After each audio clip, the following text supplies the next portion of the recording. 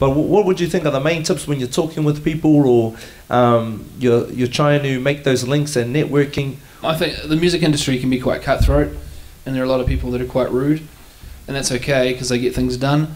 But I think if you are just starting off, picking up the phone and being polite is always a good start.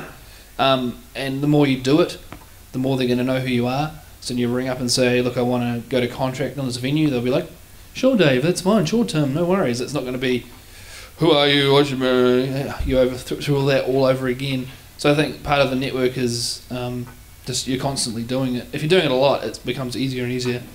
Like I can pick up the phone and go, I want to contract Vector Arena, and it's not because it's me, it's just because of who I work for. It's because they're doing so many shows for that venue, they don't have to go through, what's your date of birth, can you give me your driver's license number, who are you? So I think the thing is, the more you're doing it, the easier it's going to get, but being polite is a good place to start.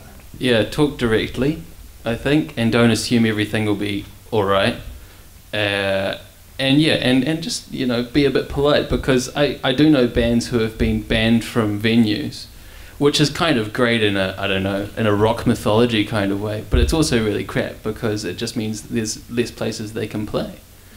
But when we played the big day out, I decided I'm going to be talk directly to people, try and find out as much about it, and then we had a contract, and you know, any questions I had, I thought I'm going to ask these people, and it turned out great. You know, we played well and nothing went wrong. And then when we played Rhythm and Vines, I did the opposite. I thought, oh, I've got a contract, I won't ask any questions, I'm sure it'll be fine on the day.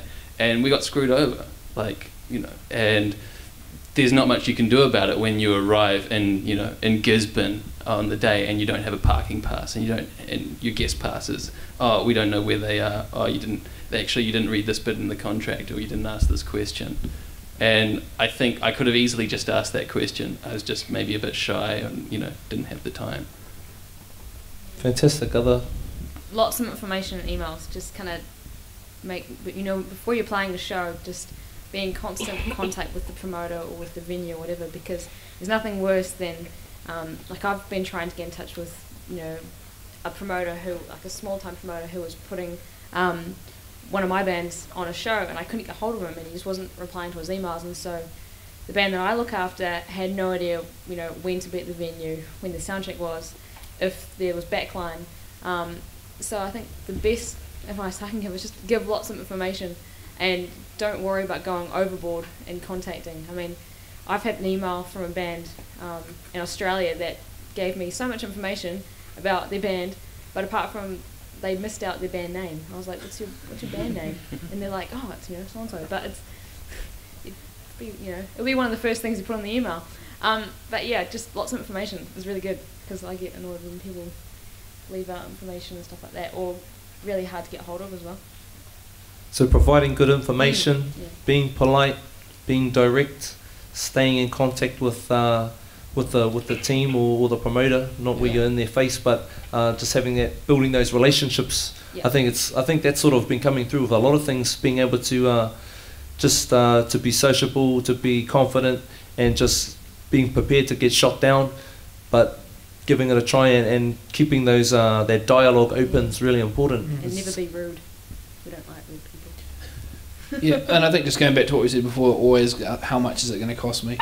Because if they say the venue hire is $1,500, you go, can you negotiate that? If you're like, no, then you probably don't want to play a show there. But if you don't ask that, and then you play the show, and then they say, well, it's $1,500. No, it's back to that contract thing, but always double checking what you're paying, whatever it might be. If you're hiring a drum kit, how much is it going to cost me? Or a bass amp, or a tour van.